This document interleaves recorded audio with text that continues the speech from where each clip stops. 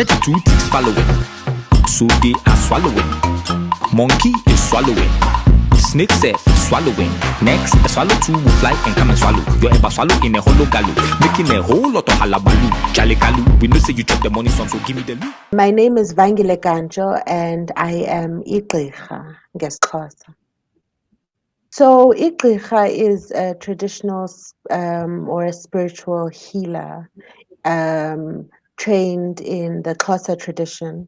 And so you could say it's the same as the Sangoma, but not really. I mean, there are different modes of spirituality, and so even though it forms part of the traditional spirituality umbrella, there's a different type of training and there's a different type of practice. You can see by sangomas who usually have kind of red and white round beads that go around. We have what we call ocamako, which hang on the necks. Also, the dance style that goes into a trance is different. So amagqirha, they stomp the ground as if to shake the ground. Those are just some of the very aesthetic differences. But obviously they're different ways of practicing, of healing, of channeling. So the direct translation for the word igqirha is a doctor. And the difference is, so like a doctor in the Western sense would be ugqirha, and igqirha is a traditional doctor. And it's interesting that the language of it plays a really big role in how I've come to understand it. Ugqirha places the emphasis on the person doing the healing, and I feel like igqirha makes, even when you say it, sounds like the healer is part of the healing. And so the role of a traditional healer is to bring about healing, but not just in the way we understand it, where I'm sick, I have a cold, and so I go to someone, in a way that is holistic, in understanding that you cannot separate your physical from your spiritual, and you cannot separate the person from the environment. You cannot separate human beings from the earth, from the trees, from the plants, from the animals.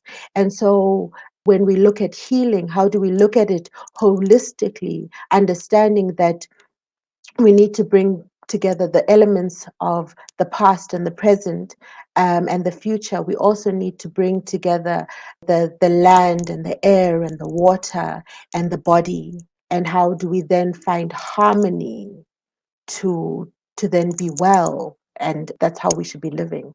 If someone wanted to have a consultation with me or Igqirha, depending on where we are, so if we are in Ezlalin, which is the rural areas, then you would probably just show up and then we would make time for you. Because we live in modern areas, you'll probably make an appointment and then we'll say, okay, well, we'll see each other at this particular time.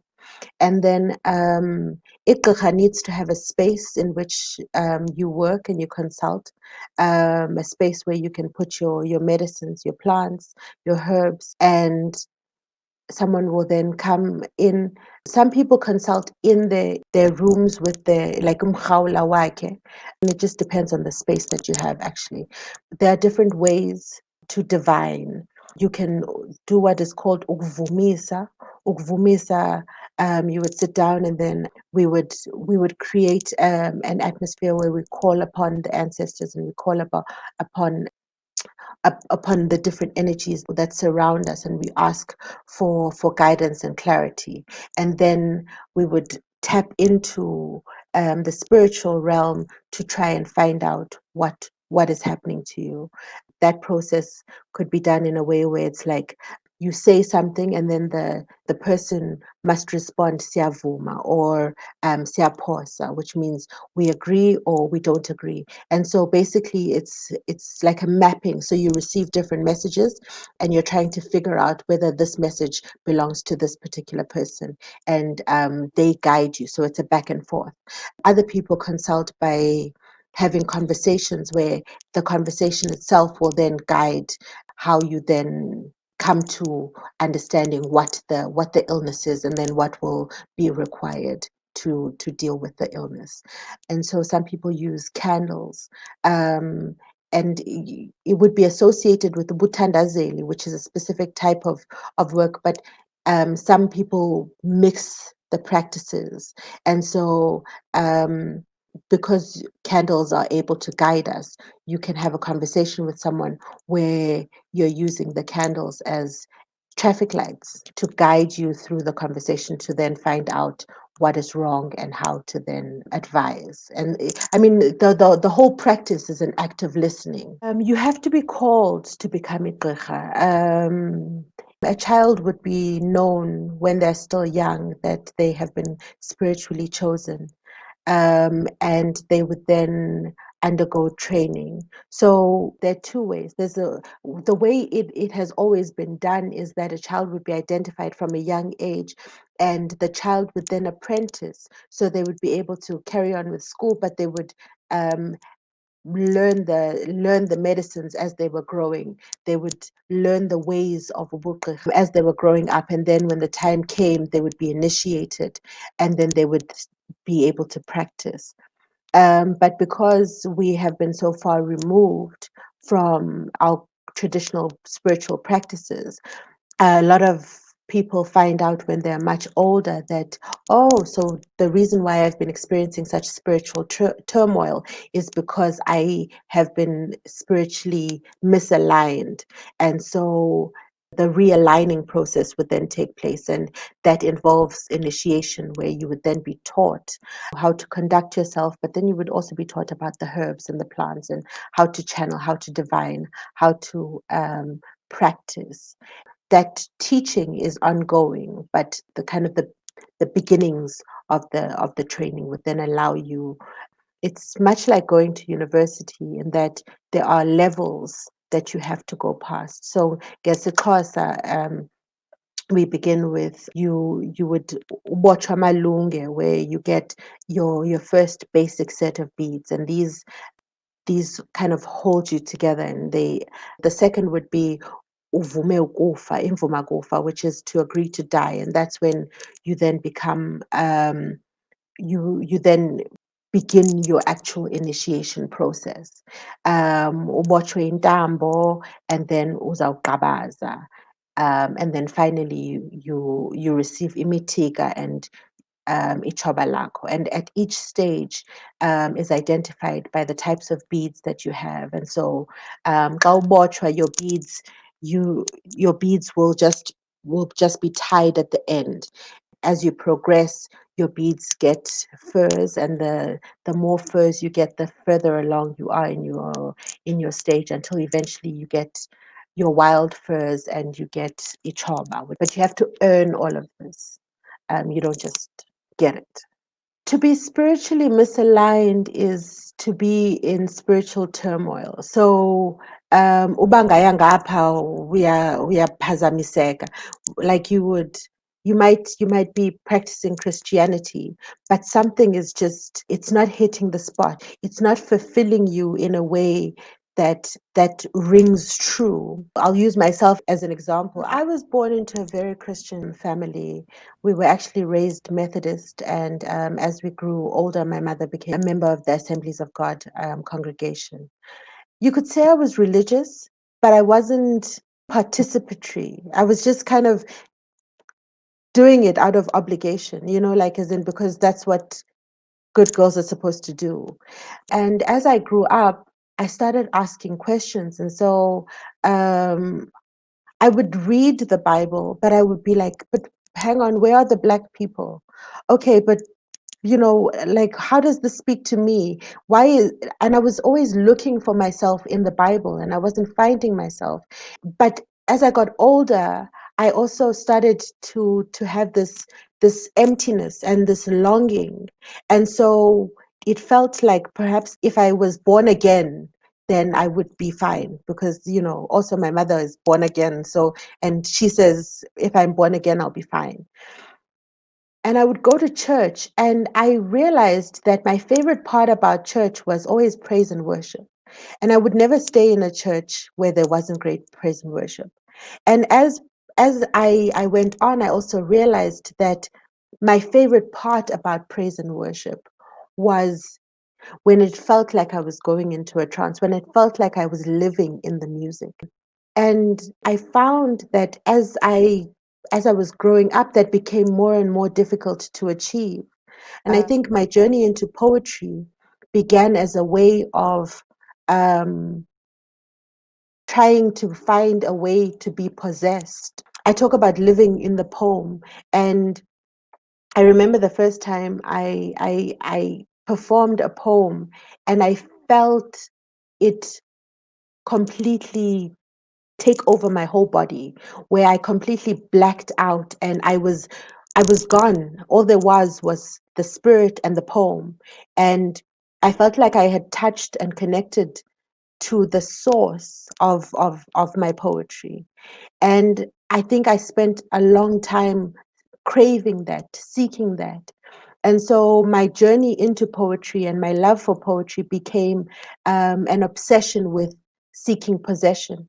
And obviously, this is happening in the context of constant turmoil. I was in and out of psychiatric wards. I was battling with sleep. I was battling with dangerous behavior, and I was self-harming. So all of this happens in the context of me experiencing so much turmoil most of my 20s, in and out of mental institutions. I was diagnosed with depression. I was diagnosed with bipolar. I dropped out of university.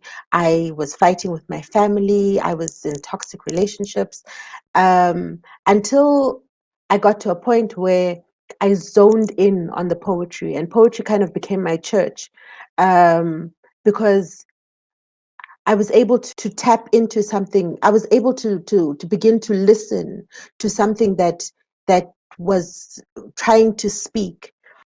As I moved into my poetry, I remember my master's year, I started dreaming a lot. And that's when I realized that I had spent a very long time, perhaps over a decade, not dreaming. And not just not dreaming, avoiding sleep. And I would later learn that dreaming is how ancestors communicate with you. Sleep is when abantu badala speak to you. And so when I was avoiding sleep, I was avoiding speaking to them, or I was unable to hear them. And so that disconnect. A lot of people who are running away from some kind of spiritual calling experience trouble with sleep. During my master's year, I began writing. I started dreaming about water. I started dreaming about beads. I saw myself wearing beads. I saw my grandmother, and I realized that there was something happening, but I had no language for it, because I come from a Christian family. Because in my family, this isn't done. Like, as in, this doesn't exist. We don't look. No, no, no. We don't do that. We are not those kind of people. And as time went by, I got a phone call from a man that I didn't know, who said to me that he would like to see me. He called me through my aunt. He met my aunt, and he described me to my mother, who was with my aunt. And they called me, and he said, "You will always be going forward and moving backwards, um, unless you deal with what it is that is holding you back." And so he said he wanted to see me. I said, okay. And something in my spirit said, I'm ready. And so I went to KZN. I went to speak to him, and he told me that Ndiatwasa, which means I've been called. I had been told this before, but when I had been told before, I didn't know what that meant. So it was the same as someone telling you you're growing gray hair, or your skin is peeling, or something. Like, as in, it means nothing really. Like, oh, okay, sure. And then you move on. But when he said Uyatwasa, something in me was ready to finally listen and say, okay, I received this, I understand this, I know this is true. And I went home, and then I began dreaming actively. And so my ancestors began guiding me to where I would eventually find my spiritual home and my spiritual mother, who would then begin the process of initiating me. Um, And that's where I realized, and even like as in when I first started my spiritual training, I found the process of being in a trance, of being with abantu badala, of listening to the drum, of being within the drum beat, was that seeking of possession that I had been that I had been going through most of my life.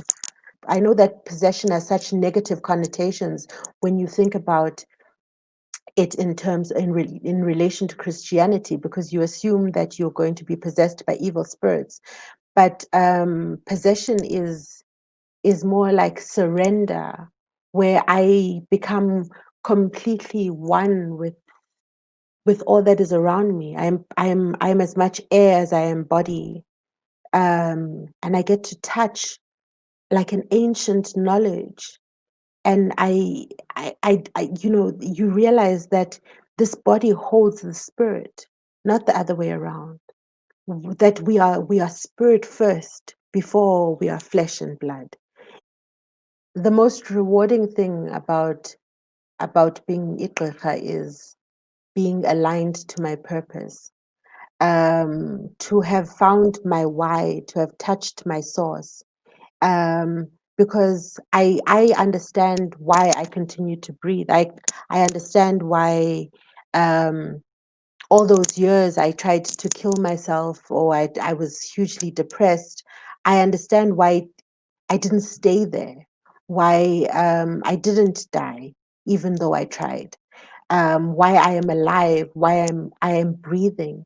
And I think the greatest gift is knowing why you are put on this earth, and beyond that is being able to be a part of what makes the world better, healthier, more healed, more living, more aligned.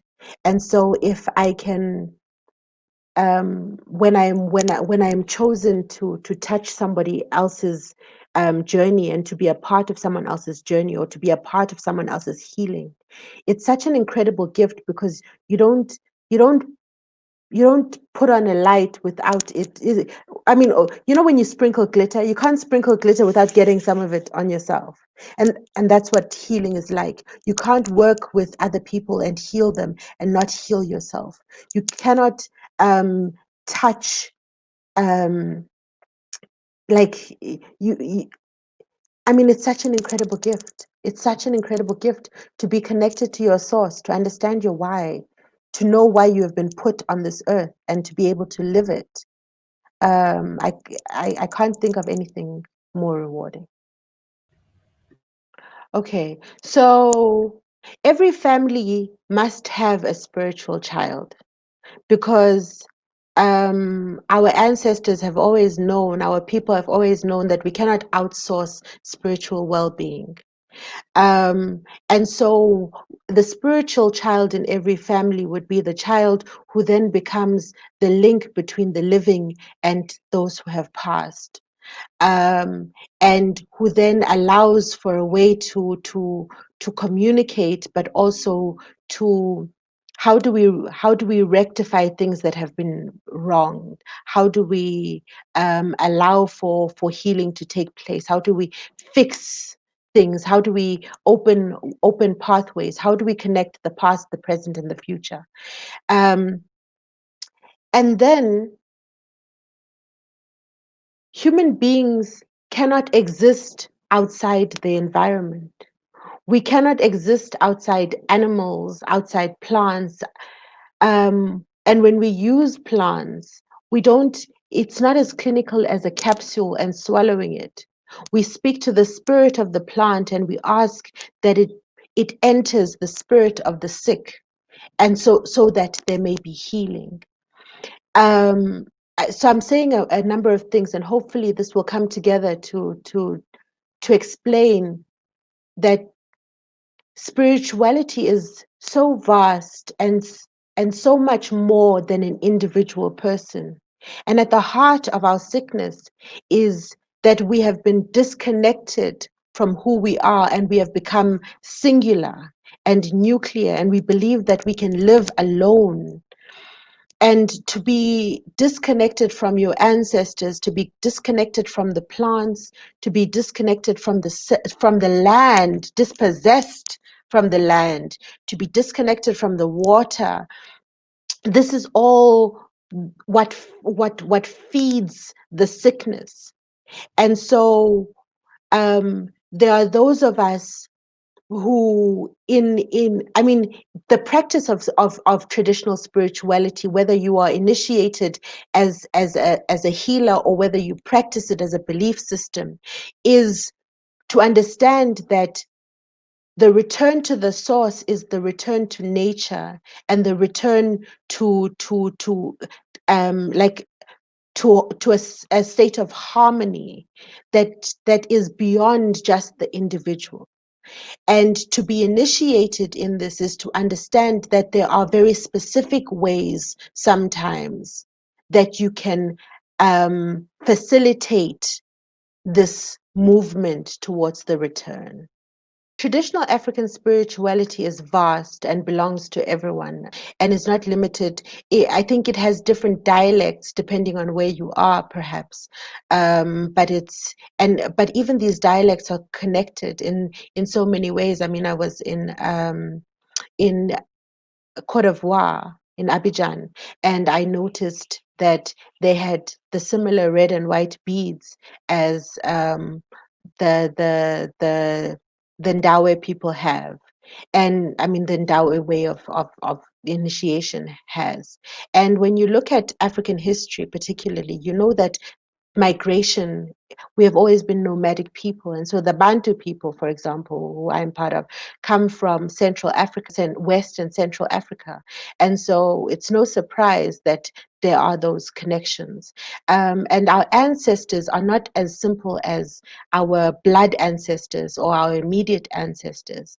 We have ancestors by way of family association, by way of spiritual debt, and by way of blood. And so there are multiple ways in which someone can be connected to someone that have nothing to do with the fact that you live in the Eastern Cape in South Africa. And so you can find that someone will move all the way to Gabon and go and seek spiritual training there because they've been called there, because there is an ancestral lineage or a spiritual lineage that calls them to that particular place. So the practice of traditional spirituality is open to everyone and to anyone. The call to be initiated is specific to people and is not specific to geography. It's not defined by geography, but not just anyone can be initiated. You have to be called to be initiated.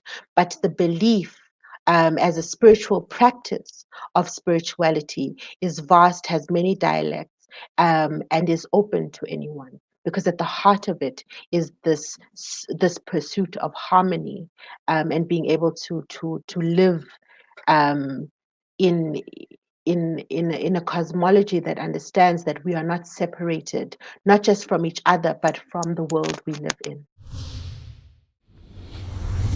My name is Chief Ifayemi Elebuibon, the Araba of Ushogbo land. I'm an author, playwright, and a Yoruba poet.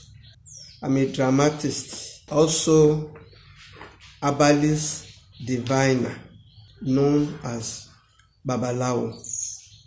I was born into this religion.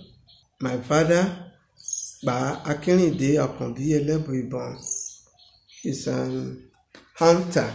Our ancestors are one of the co-founders of the city of Ushogbo, Olutime. My father has 6 wives. My mother was the youngest wife. My mother has 1 male child and a female, but the female child is an abiku. When it was time for me to come, my mother used to have a lot of problem. This make my father to prepare different kind of herb medicine. But one day, they consult Ifa, and the old Ifa revealed a male child is going to be born. That my mother has to stop using all the herb medicine. That my mother need to go to give offering to Oshun, fetch the water home and drink water. It was this potent water that made my mother pregnant me. I was inside the womb. Another revelation came that a male child is going to be born. It's going to become a Babalawo. His name is going to be known all over the world. It's going to be a cultural revival. And when I came, on the third day, the 3-day ceremony called Esentaye, that is why they pick my name, Ifayemi. Ifa fit me. Toba yemi, yo yefa. Toba yefa, yo yemi. Gerere ni mariwo, yemande. If it fit me, it fit Ifa. If it fit Ifa, it fit me. That's where I get the name Ifayemi. They gave me another name, which is called Oshun Dagbon. Oshun reject concoction because it was water from the river Oshun that make my mother pregnant. And when I was young, I was forbidden to take any herb medicine. It was this just water they gave to me.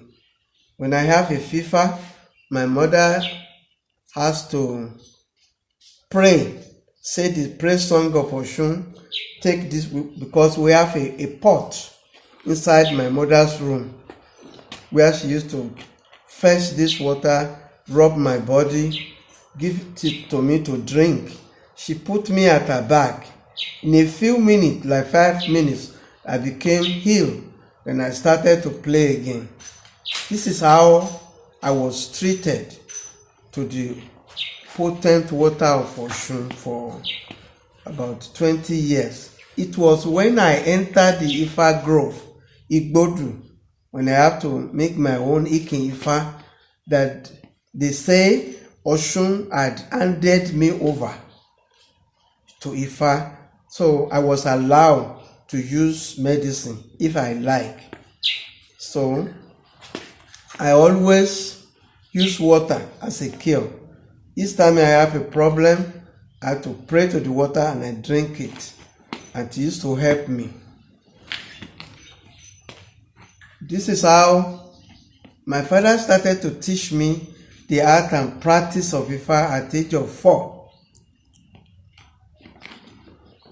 And I was with my father until he gave me to another priest where I stayed for 10 years, 6 months to continue my training after departure of my father when he joined his ancestor in 1957.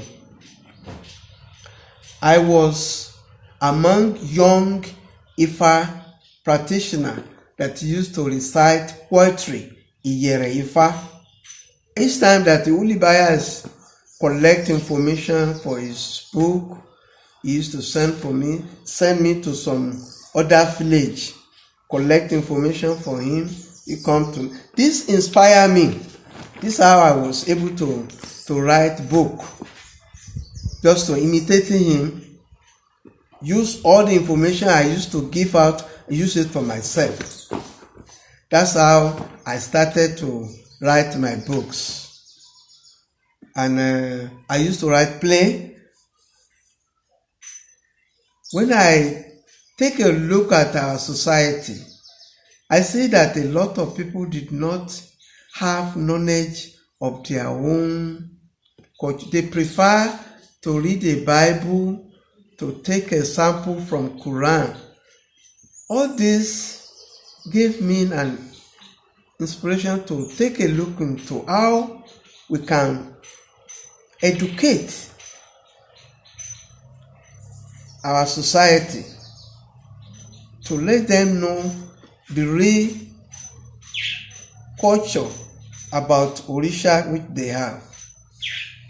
This is how I started to write a series of play, Ifa Olokun Asorodayo. This is a series I take each Odu and I take lesson from each Odu, I dramatize it. At the first, I speak, I explain the Odu that appear. At close of the play, I tell the audience what they need to learn from the Eseifa that we dramatize today. This program was so popular and it draw a large crowd. It give NTA a lot of audience. So at the beginning, they were supposed to do 13 episodes. But when the audience like it, when there demand for it, so at least we run the Ifa Olokun for about 5 years, every week, different type of story from Odu Ifa. I also among the Yoruba poets, which late Adebayo Faletin introduced to radio program every morning. We used to recite Ewi to mirror the society, what is going on in our society, and correct and advise the masses. In 1978, I traveled to Miami, Florida. I was invited by a group of Cubano, Santero, Santeria, Professor Fejay Ifatumbi, a Brazilian scholar who used to work at Obafemi Awolowo, introduced me to Miguel Gomez in Miami, that they would like to share my knowledge. They want me to make all of it for them. I deliver a lecture at International University in Florida. During the question and answer, a woman came out of audience, asked, "Can a woman become Babalawo?" And I said, yes. That creates a lot of problem in the audience. They have never had such thing. Miami Herald, one of the popular newspapers in Florida, came to cover the event. About 3 days, they ran an article on African Babalawo came from Nigeria, say a woman can become Babalawo, and the Cuban call it heresy. It was create a tension and a lot of problem. My host became angry. They say I came to create problem for them. And I told them what I learned, what is true, what we are doing in Africa. If they don't do it in Miami, but I know what we are doing, where I came from. But they did not understand. I gave several examples. What happened to Osun as a first woman liberation, everything like that, but they did not understand. They even called late Fagbemi Ajanaku, the Arab of Lagos, told him that a Babalawo came from Nigeria, and he said a woman can become Babalawo. Fagbemi Ajanaku told them, Yemi Elebuibon is a knowledgeable Babalawo. Whatever I told you, you have to regard it. But this was not put end to the matter. The following year, I had to travel as a part of my annual spiritual work lecture tour to United States. Every city I used to go, my name used to be in the mouth of all the Cubans, Santera people. Everywhere where they drink coffee, they make mention my name. All my godchildren that speak Spanish, they call me, Baba, this is what they are saying about you. Later, I was invited by San Francisco State University as a scholar to come to teach African traditional religion and African philosophy. So I was in the campus. They gave me 2 years permanent stay. So one day I was in my apartment. That is where the idea came. I need to write a book to explain to all these people. That's where we come about Akpetebi, wife of Orunmila. This explained the role of women in African traditional religion. And I was at the campus. I sent the manuscript to a publisher, Black Mind bookstore in New York. Before I finished my assignment at campus, the book is already published. When I came to New York, the atmosphere was changed. All those who used to criticize me, everything was so calm. And since then, there was less tension. My relationship between Santero and Santeria. This why I have to develop interest to write many more books. It is important to know and understand true nature of Yoruba deities. We are all descendants of Orisha. We came through all these Orisha deities. Take for example, I earlier explained I used to come through Oshun. Some of us came from Obatala, Shango, and so on. Because during the 3-day ceremony that called Esentaye, they used to know which Orisha that we all came through. And from generation to generation, African people, especially Yoruba people, we are a descendant of all these Orisha. It is in our blood, and we cannot do away with it. It is very important for every one of us to know the nature of Orisha that it came from, so that we may not misbehave, and we will know how to correct our mistake and to achieve our goal, to give us peace of mind each time that we are combat with the problem of life. All Orisha that we have in Yoruba land, they are the founder of the city or town, and they had established all the activities, culture that we are playing in each town from time to time. And the king, the monarch of each town, also has to respect and know how to make an homage and communicate with them. If there's a problem, if anything arises, they know what to do so that the town will be in peace. So it is very important for everyone to know the nature of Orisha that we are born with. For example, in Oshogbo, we used to have Oshun, and Shango used to have to become prominent at Ede, and Egungun used to be prominent Orisha at Iwo and some other town.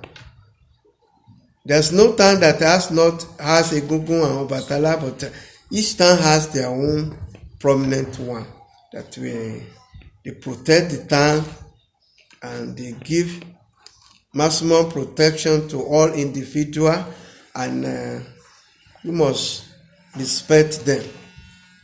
We take a look into earlier researcher, scholar, missionary people that used to have an access to the book, to write books. If we take a look into their works, we discover that a lot of them do not have interest in African traditional deities.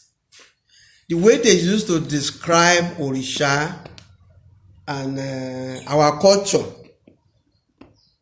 is not so good. Take a look, they used to call Shango god of thunder, Ifa Oreku, Eshu Elegbara devil, and so on like that. Whereas Yoruba have only one god, which is Olodumare. Each Orisha, they are messenger. Eshu Elegbara is a custom officer. Eshu is not devil. Eshu used to serve at a crossroad of word. Eshu Elegbara used to punish those who decline to follow the instruction of Olodumare. It was Olodumare himself who appointed him to be a custom officer. So it is not a Satan. It is not a devil. We have different kind of Eshu in Yoruba land. We used to have Eshu Nyaro, Eshu Nyanda, Eshu Elegbara, but people don't know the difference. It was missionary people that create this problem. The Ajayi Crowder, who used to write for missionary people. Perhaps he did not know how to describe Elegbara. That is why I say Eshu is devil. But we are now telling you Eshu is not Satan. So it is important for Africans themselves to correct all the mistake. The missionary people, what is in their mind is to take a lot of people back to their midst. They converted all the son and daughter of Orisha people to their mission.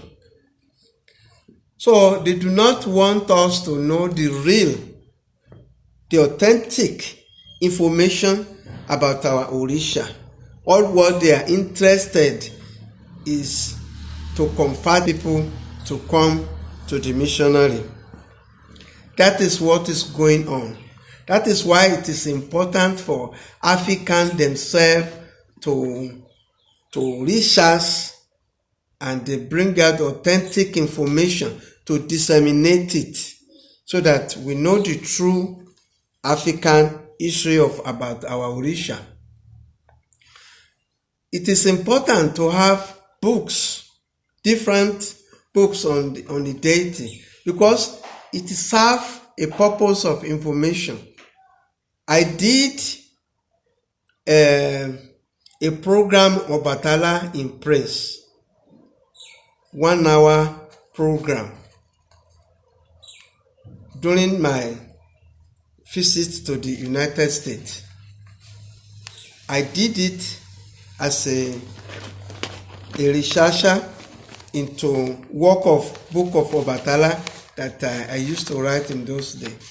So the documentary recorded in a video. One of my students of Ifa took the video to the correction department in the US. I got a letter from correction department to give them permission to broadcast my documentary on adventure of Obatala in a prison. At first I was so scared that how did they get to know me from the prison department? But my people give me assurance that I should not get worried, that there's nothing wrong with it. So what I'm trying to say is that The documentary, 1 hour documentary I did on Obatala in praise, it changed a lot of people in the correction department. Some of them, when they came out, they write letter to me, they say they want to be a follower of Obatala, they want to become an Ifa Priest, they want to study, they want to abandon all their wrongdoing. Likewise, books also serve the same purpose. It will change the people on the knowledge that they seek for. It gives it to them. All the misconduct, misinformation that have been passing around, the authentic book will correct it. If you are doing things your own, you'll be comfortable. By the time you are imitate or practice another man's culture, it gives you discomfort. It gives you unhealth, and it is very important for all Africans, both home and abroad, to do things in their own way,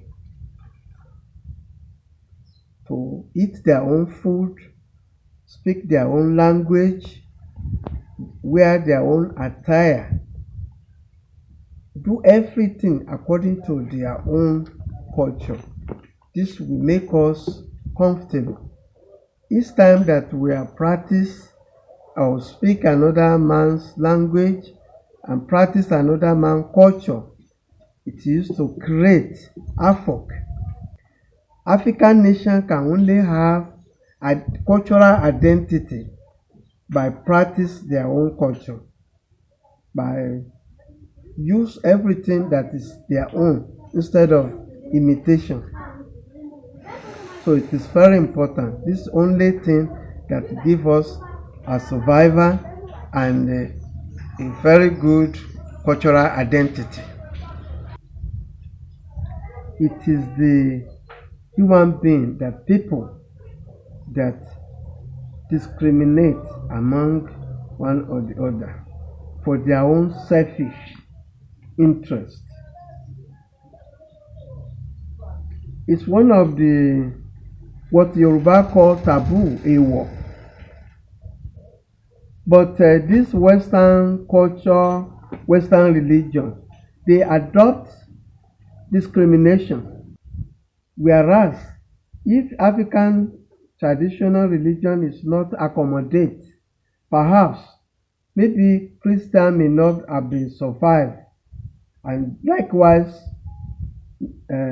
Muslim, they may not have been survived in Africa today, because all these people that they are met, they regard them as their own children. How can a father fight his own children? That is why he was so quiet when they propagate, when they do a crusade, abuse their own father, discriminate them against them. They did all sorts of bad things again, but they endure it. They say, how can a father fight his own children? So discrimination is a bad thing. Solution: what can we do against this discrimination? The only thing that we can do is to continue to be self-reliant. Research, have knowledge of our own. We have to develop our own traditional medicine.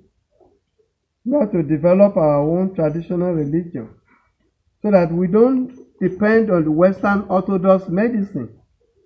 Sometimes they use it to harm us unknowingly. Take a look into all the Orthodox medicine. It used to have side effects. And African traditional medicine is natural. It's a pure natural. It doesn't work, it don't work. It don't give you another sickness. So it is time for us to do things on our own. Let's work to develop our own medicine, our own religion, our everything, so that we can be self-reliant. The Abrahamic religion did not resolve all the problem of the people. Otherwise, we may not have people come to traditional religion privately at night. Abrahamic religion did not resolve all the human problem. If it was able to resolve it, there will be nothing called African traditional religion today. It will have been banished and perished. The only thing that sustains African traditional religion is when they were revering from the hospital to come. They say, go back to home. And they came back, they do the ritual for them, make medicine for, and the problem resolved. If that African traditional religion were not able to do that, it would have been banished totally. It would have been perished. So, therefore, Abrahamic and Muslim religion, they were not resolve African people's problem. The Ifa Priest, it say ẹni tá a bí wọn bí kì í wù wọ́n, ẹni ẹlẹ́ni ní yá wọn lára. Adífá fún ìwọ̀dẹ̀ rẹ̀, èyí tí ó ṣe alábàárìn ẹja nínú omi. Ire ajé tèmi ń wá, ọwọ́ mi ò tó, ìwọ̀dẹ̀ rẹ̀ pẹ̀lú orí mi fà á wá fún mi. Ire aya tèmi ń wá, ọwọ́ mi ò tó, ìwọ̀dẹ̀ rẹ̀ pẹ̀lú orí mi fà á wá fún mi.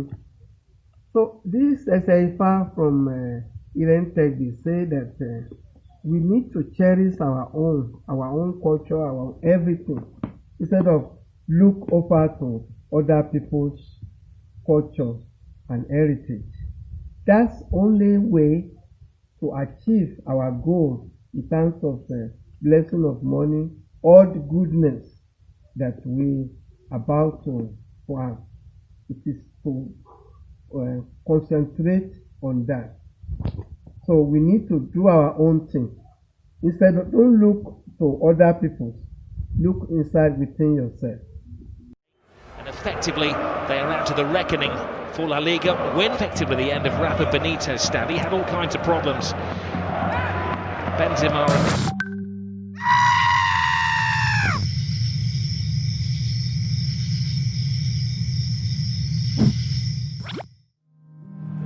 Marcelo, Ter Stegen stays, it's Ramos hits the post, scrambled over the line, it's an unlikely hero, Casemiro!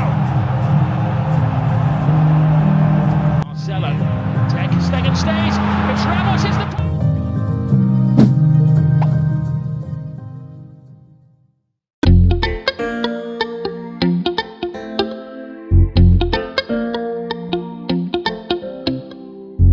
If you ever need a new place to go, you can join me in a world of words. Many seems like I'm nowhere to be found. If you look, you'll find me in a book. Let's take a ride to the past in the back of a phoenix. Let's float around the moon.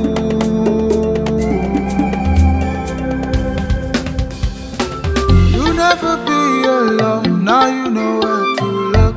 Find me, find you, find the word in a book. You'll never be alone, now you know where to look. Find me, find you, find the word in a book.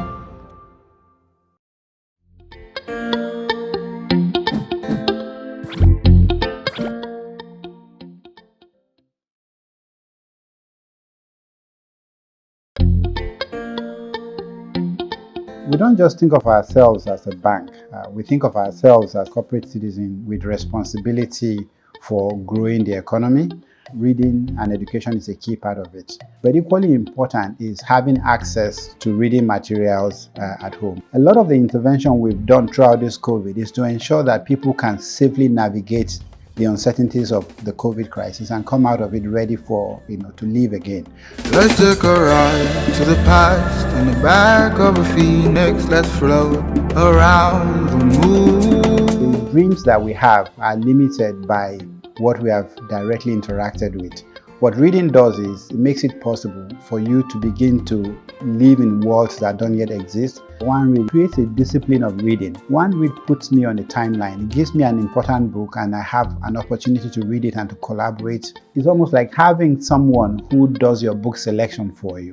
If you have editors and people who are really good at this saying to you, this is the book for the month, I value that. I want to be able to read in a community. I want reading to be a collaborative thing. I want reading to be a communing, and one read allows me to do that. I will use one read any day, anytime.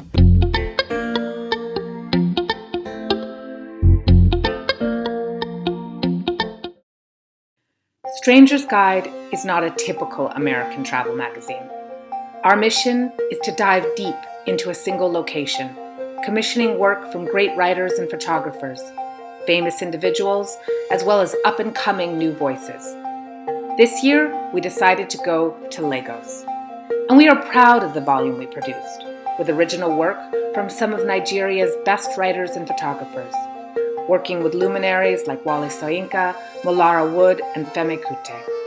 We think this is a very special volume, and we're so excited to bring it back to Lagos.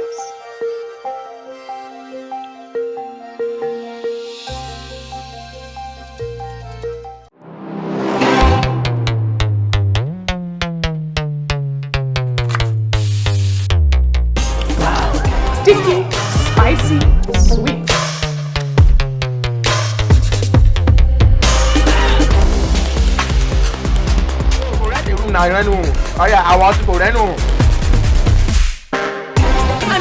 Don't touch me! I will get you arrested!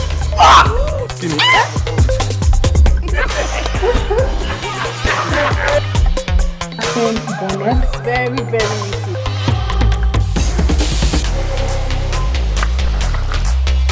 Relax, everybody!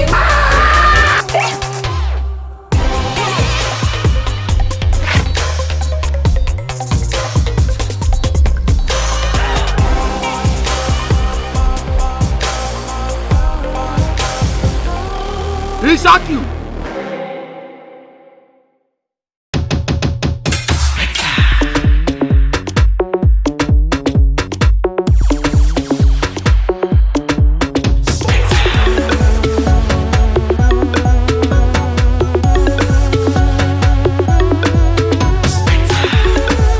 That 5 minutes madness only you can understand.